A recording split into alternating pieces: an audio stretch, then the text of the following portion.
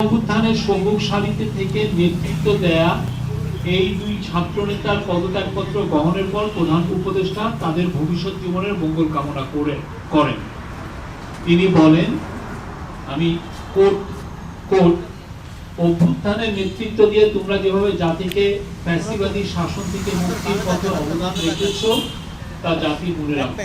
South টাউনে হোক আপনার স্বপ্নের আবাসন, শতভাগ রেডি প্লট, সাথে সাথেই সাফ কাবলা রেজিস্ট্রি।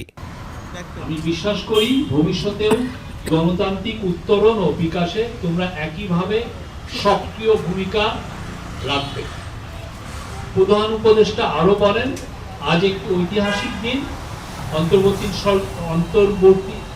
প্রধান উপদেষ্টা আরো বলেন, এটা আমার কোট, আজ একটি ঐতিহাসিক দিন। অন্তর্বর্তীকালীন সরকার সবসময় তোমাদের অবদান স্মরণ করবে। আমি তোমাদের সুন্দর ও শুভ ভবিষ্যৎ কামনা করি। এত অল্প সময়ে তোমরা জাতিকে যা দিয়েছ তা জাতি কখনো ভুলবে না। তিনি বলেন, এটি একটি রূপান্তর মাত্র। আমি আশা করি আগামীতে বৃহত্তর পরিমণ্ডলে তোমরা আরো বড় অবদান রাখবে।